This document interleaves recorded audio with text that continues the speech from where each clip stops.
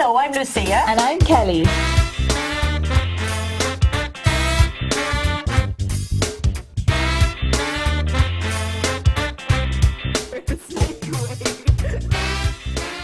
Welcome along to Funky Junk. We're going to show you lots of things you can make from recyclable materials, all that stuff that sometimes ends up in your bin. You'll be surprised at the things you can make. Fun things for you to enjoy at home. Now today we're all about the great outdoors, and I'm going to show you how to make a present for your friendly neighbourhood birds. And it's very simple. All you need is an old used milk carton, an empty one, preferably a plastic one, and decorate it and make it all pretty for your birds outside so that they can eat from it. Now Mom is going to show you how to cut, very carefully, how to cut out the little hole that's in the side for them to get in and out. A hole in the centre by sticking a scissor through, or something nice and sharp like a pencil. Now don't cut yourself doing that, and if you prefer, Mom or Dad might help you, or an adult at home. And then you're going to cut some little V's in, the way you cut up an apple tart. So you go round and round, slit it nice like that, and that'll make it much easier to cut. Make sure to have rinsed your lovely container first of all. Rinse it out and have it nice and smelling nice and fresh, because otherwise stale milk does not smell very good. Now what I'm going to do is I'm going to proceed here and cut it just around. You see how easy it is. It goes around very, very easily. And sometimes I save those flakes to make little leaves and stuff, the pieces that are actually falling off, would you believe? You'd be surprised at all the things you can use when you're using Funky Junk. So there you go, and it's going round and round the garden, as they say. That's that side of it. Now the birds would sometimes like to come along, and they might go in there and have a little munch. A feast. A feast, yeah. And they also, you can put water into this as well and make it a little drinks feed for them, where they can just go or in. a little bath. Sometimes they like to take a bath. Oh, they love the bath as well. So Kelly, you're going to make some leaves for this to decorate it. I have a little bit of contact tape here actually that you put inside, sometimes you put inside your cupboards at home with the cups and stuff in them, and this one happens to be brown, which is very handy because it'll go with, for a nice theme with what I've got going on here. I have picked some pines from the garden that give it a nature kind of look to it, so that the birds are attracted to it. They love leaves and anything to do with that reminds them of the trees and their natural habitat. So what I've done here is I've folded the contact tape just like this into little layers, so that when I drew on a little shape of a leaf here, that more than one leaf comes out. So you're saving yourself some time and effort so that you're not cutting them all out individually. So I'm just going to cut this around nicely here. That's a and good again, idea. be very careful time, yeah. with the scissors at home as well, because don't cut yourselves. That's the last thing we want. Now, I'm going to peel this off. That's the hard part. That is the hard part. You need very long nails to do that. You do. You need long nails for that. Yes, Are you managing? Good. Success.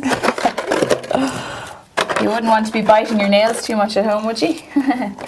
Now. It's stuck on nicely there, nice and neat. And the good thing about contact tape is it's actually waterproof. I wouldn't recommend using actual paper for this, because if it rains, like it does a lot here in Ireland, it will get soaked and soggy and it would come off. So I'd recommend sticking to this. Right, this kind so of I'm going to material. give you this one then, Kelly, and you can stick on your leaves on it and get great started. stuff. Okay. And in the meantime, I'm just cutting plain strips here to decorate it with, to put around the side, so it doesn't look too plain and doesn't look too much just like an old milk bottle container. Now I've put some bread in here into this. These are the little things that you get. Sometimes you get mandarin oranges and they have this little netting around it, fruit, like lemons or limes or anything like that. Now I have wire here as well somewhere. I'm going to show you how to fasten this. Now I'm just going to tie it around like that. You see the little holes there? The birds will make their way through that and pick away at it, and they'll have a field day. So I'm just going to wrap the wire around the top of this to secure it. And do you see the handle of the milk carton here? I'm going to just put it around here so that it just can hang nicely at the side. That's a great idea. Yeah, it's just handy for them to get at. You could have a two-in-one thing going on, where you have the food at the side here instead of in here, and you could have the water in the actual jug itself. So Now that's fastened there now. So you see how it's coming along, you get the idea. Okay. But one of the tricks is that if you just tear it a little bit at the top, the actual, just very gently, the actual plastic section will stay intact and the other piece of paper will rip. It'll tear a little bit. So then that makes it easier. You can peel it off then. And it's a very worthwhile tip because it can drive you mad sometimes trying to do it. So there you are, Kelly. I'll pass that over to you. Excellent. Before I peel So it completely I can off. Decorate the bottom of the milk carton. This is going to stick nicely now, I hope. Or yeah, great, around the bottom. Just to give a bit of colour and kind of the wooden effect, actually, this one is giving.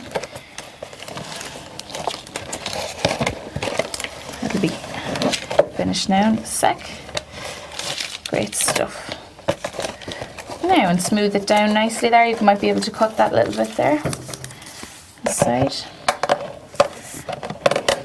So the birds can get in nicely there. It's great. Now it's just roughly done there to show you how the steps and how to make it pretty and nice for the birds so that they're attracted to it. And when you're hanging it up as well, hang it up nice and high in one of the trees so that the birds aren't attacked by any, wandering dogs or cats in the area. And they want to feel safe when they're eating out and dining out in their new restaurant. So that's just to show you how the steps and how to get your finished product, which is something like this. And obviously if you find anything else in your garden like these pines, or you might want to attach some dried flowers or something to it, just so that the birds feel nice and at home and safe and sound in their new eating out restaurant. Oh, we have a visitor in the studio, do we? Is he chirping away mad there? That's our residential bird in the studio. Now we're off to Lough Shinny National School to find out more about how they recycle all their fantastic things down there.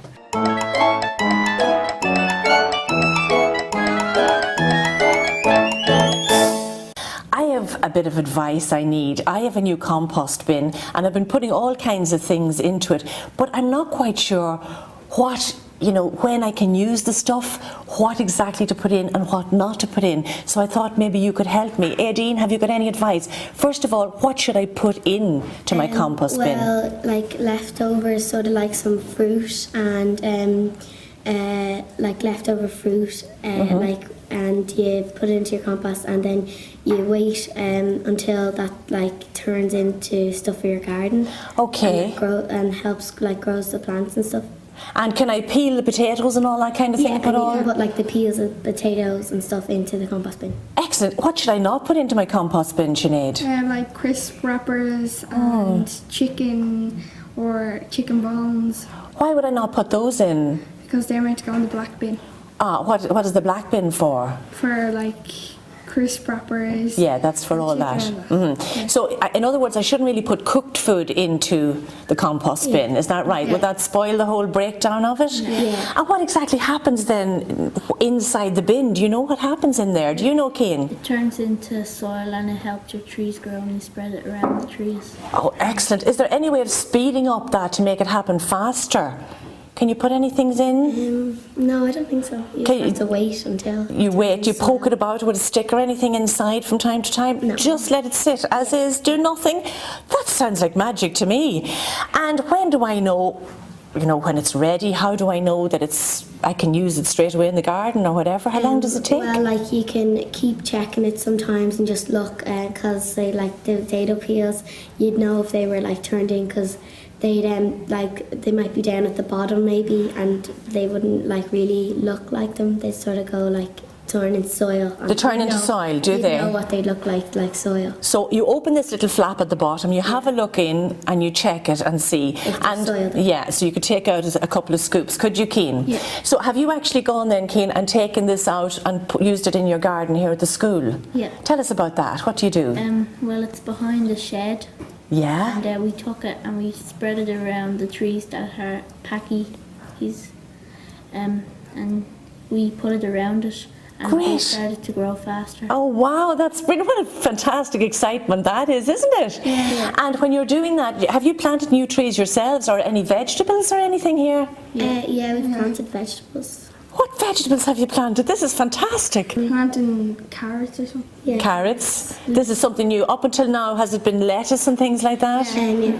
So you're always trying out something different, are you? What's your favourite thing to plant, Cian? Well, we planted daffodils about 3 weeks ago. Oh, fantastic. And they came up lovely, did they? Yeah. What was it like when you started seeing the little heads coming up from the ground? Well, they were half grown already. Are they? We just put them in the ground. Oh, so you planted them in just to, and spurred them on with this compost that you're making and everything. And tell me, this is all the school interested in this? Yeah. Do people come and have a look and see how things are going? Yeah. And do your parents come in sometimes and you're to have a little look when they're in visiting the Yeah, teachers? sometimes. That's Maybe great. And would you know how to do this at home now yourselves? You feel quite confident. Yeah. And you might be getting new tools and all that and starting your own gardens and everything. Yeah. That sounds great to me. I think I'll just have a try.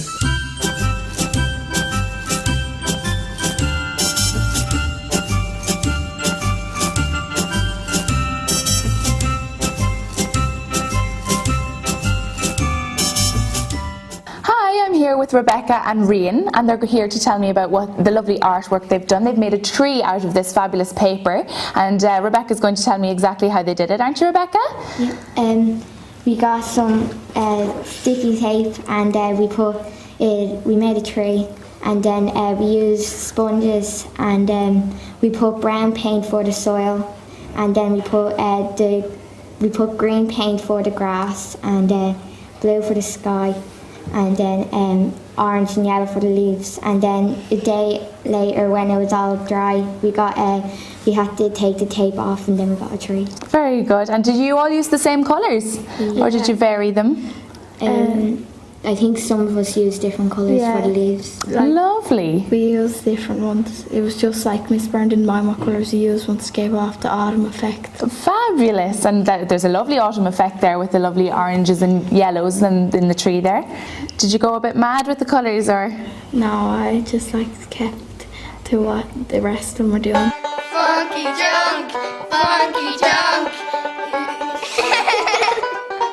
It was great fun, and we learned so much about composting and all those different things that they're doing at the school. They're doing a great job growing their own vegetables and so on. It was a marvellous day out. Keep up the good work, guys. Now I'm going to show you, sticking to our theme today of the great outdoors, I'm going to show you a lovely picture that we've made. There's a lovely outdoor scene going on here with the sheep jumping over fences and stuff. Now there's a good number of materials that you need for this. First, I'm going to show you the handle of this, which is probably the least important part, but anyway, it's made from a potato sack that, I'm sure you all have spuds at home. It's one of my favourite foods personally, but just like a little strip of that is what we've used to hold this up together. Of course, a big piece of cardboard as well, which is one of the main parts of it as well. Now the little paper material that you see here is actually from shoe boxes. I'm sure you all have at one stage bought some new shoes with the tissue paper inside the box. Save that in future and you'll be able to make one of these. Now the sheep itself, they're made from obviously cardboard as well, as you can see from behind, and the little plastic things that we've used here to make them jump out at you, as you can see they shake rather nicely like that there now. These, the plastic is used from actually from shirts, the inside of shirt, the collars. My dad treated himself to a shirt during the week, so I just pinched this from the inside. The collar keeps the collar straight. Now you can get plastic from anywhere really, from containers and everything, but these are nice and ideal because they're shaped, that you can bend them in any way, shape or form.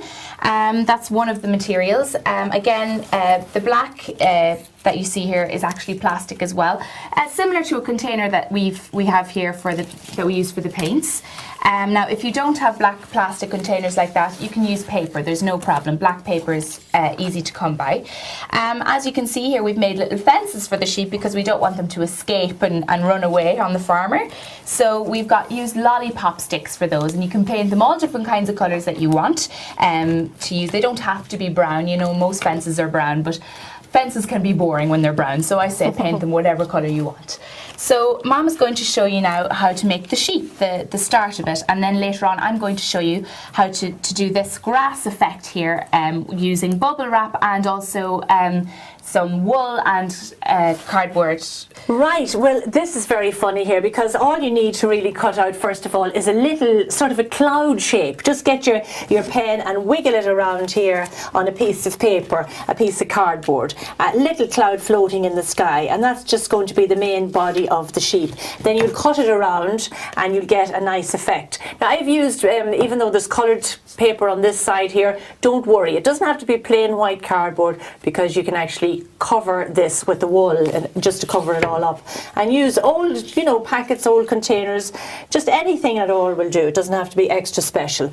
Now, one of the things I most recommend for you to do is to get your boing boing boing bit going on. First of all, staple in your little piece of plastic first of all before you stick on the wool, because if you do, it's hard to press through the wool. You can still do it, but you don't want a big staple sticking up the front of it if you can hide it at all. So staple on your piece of plastic, and that's just cut out of a box, and staple it onto your little piece of cardboard, and then start. Now you're going to put your wool on this side of the cardboard because that's a nice white piece and we want it to stay white in the background.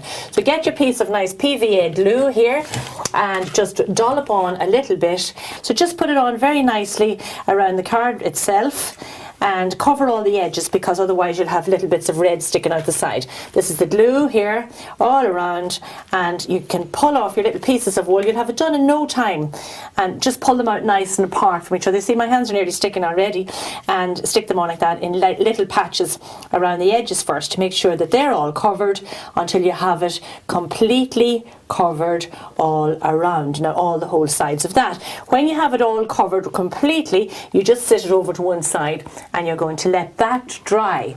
Now, in the meantime then, you need to put a head on your little sheep, and as Kelly said a while ago, you can use black plastic, as I did in these ones here, out of a black plastic container, something like that, but you don't need to do that. You can use just an ordinary piece of plastic card, and this card can be something that you found in a shoebox. It can be just a piece of card that you had left over from a school project, whatever. Now you're going to just cut 4 little skinny legs, and I love this because they're dead easy to do. And you know what I've done sometimes? Cut one fat one and one thin one just to add a bit of variety.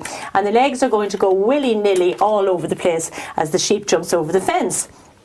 The next thing we have to do is cut out a little sort of a shape for the face, and I'll cut that in half again just so that we have a little small kind of a rectangle.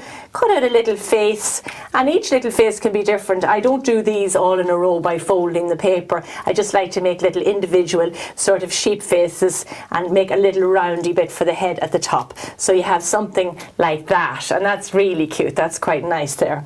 Now you've got that, you've got your legs, and the only thing that's missing, those 4 legs are there. The only thing that's missing are the little ears. If you want to really not waste your paper, you can use a little piece like that, because the ears are very tiny, and you just kind of make a little half moon shape for the ears. Cut them around and they'll come out all funny and great. So that's all your little pieces that you need together, and then you stick them onto your sheep.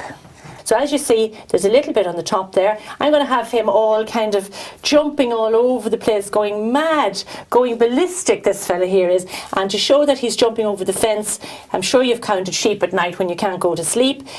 You can make the legs stick out like that, like he's going haywire. And he's all delighted with life in general. So we put another little bit of glue there just to make sure all that sticks and the new wool sticks on. And his legs are there.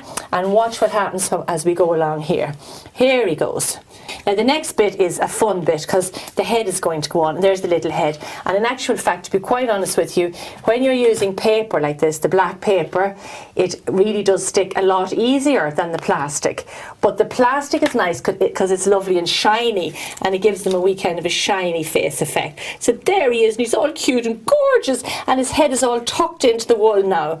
And all we've got to do is stick on these ears, and as I said, one of them is kind of sticking up because it got caught in the wind as he's jumping the fence, and the other one here is just going out askew to the other side. So there's his He's little looking head. well now, isn't he? There he is, adorable. He's got 2 brothers here, or else his wife and new baby. There they are. Now what we're going to do now is, you can buy these little eyes in art shops and all that. They're little eyes, and you'll see now they're going to poke on, they move around, and they add a lovely bit of movement, because because these sheep can actually have movement as they spring across the fence, you just stick them on. And sometimes when you're sticking on the eyes, you can get different effects from sticking on eyes depending on what way you put them. Now we put these a little bit close together, and he'll have a kind of a bewildered look. He'll kind of be looking like, I don't know if I can jump this fence or not. I'm not quite sure. So there's his legs, and as I said, be careful because my hands are kind of sticking to it. Now all you need for this, folks, at home is a piece of cardboard, just a small little thin one. I folded over here, left over from a cereal box. I'm sure you all eat cereal at home. I hope you do anyway, because it's good for you.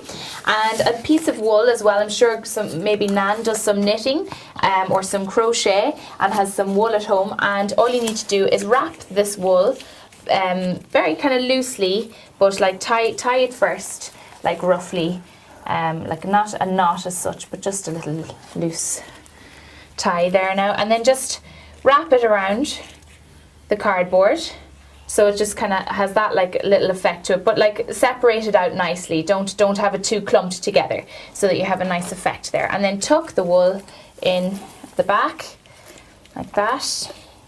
And then what we're going to do is I'm going to get my paintbrush here. I'm going to paint the wool green, just for the grass. And it gives a nice effect, because you know the way when you just paint the grass itself, it may not look as cool and as stalky, because grass itself isn't set, doesn't always. Okay, now I'm just going to show you, just press it down onto the paper like that. Do you see the little tufts of grass? Because grass can be very uneven. It's not always even like you see in some pictures. And just keep painting on more green paint onto it until you've covered most of the picture, like that. And see that effect? That comes out nicely there, doesn't it, Mum? Oh, that's lovely. That's great. It's cute. Yeah. Now, another effect I'm going to show you is actually bubble wrap. And I'm sure you all have bubble wrap at home somewhere as well. And I don't know about you, but I love popping the bubbles at home. It's one of my favourite things to do with bubble wrap. So I'm going to show you now with another paintbrush. I have a little bit of orange paint here just to show you a variety of the flowers, because I'm sure sheep love to eat grass as well, but they like a bit of variety in their diet, like us at home, and they eat the flowers.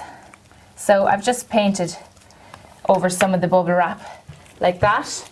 I'm going to just dab it like that around, so you get two different looks and two different textures going on in the paper. And again, keep reapplying the paint onto the bubble wrap, and just so that it's nice and clear, the colour. And that's just roughly to show you on the paper there, but as I said, use the tissue paper. Yeah, it's good. It's that's good really good. Use the tissue paper from the shoe boxes, and it'll come out even clearer on the white rather than the kind of the coloured paper we've got going on there. Now, Kelly had this earlier on. She had a little bit of a potato bag, and I think she got some organic potatoes because they came very nicely in this lovely string thing that can be reused and recycled. And what we're going to do is she used the top of it, and I'm going to match the bottom of it just to add in a nice little effect and link it all up so the picture links from top to bottom. And it's just going to entail something very, very simple. Now, Kelly, I'm going to put the glue on. Okay. And I see that all my little, here's a brush here for glue, that'll do. And it's nice and sticky. I used it earlier on. There's a little bit of sheep's wool on it, but that's all right. That'll add into the effect of it here. Now what we're going to do is now dollop on a good bit of glue for this, because this stuff here is quite strong and it needs to be flattened down. So make your PVA glue nice and thick and just wallow it on like that, nice and fast, and go to the very edges. And we love this. This is a cheerful picture, and everybody likes a picture like this. It doesn't matter what age you are. You just enjoy that. Now, Kelly, I'll get you to hold that there. hold it, yeah. And what I'll do is from the outside as well, I'll just stick on an extra little piece of glue. Now, you see there, it's happening. Now, that's a little bit of a hard piece there because it's foldy. It was curved up. So what we'll do is we'll add that into it for until now. it dries. Until it dries. Stuff. And you could actually run your pieces, your little bits of pins there along the whole way until it dries, because they will slip off very easily afterwards. The sheep look like they're having a great old time there, don't they? They're lovely. I think they're really nice, and the fact that some of them have fat faces, some of them have thin They're all faces. different characters. They are really, aren't they? They're just individual sheep. Now, I'm sure all of you at home have a green bin at home that you put all your recyclable materials into, such as plastics, metal, tin cans, paper, magazines, all those kind of. Probably wonder where they go.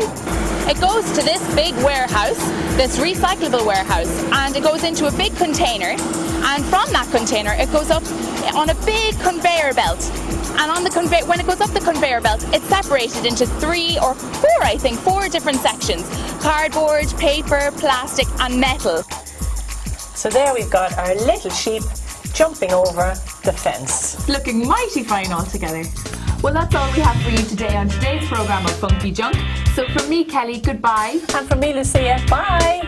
See you later. Bye, see you.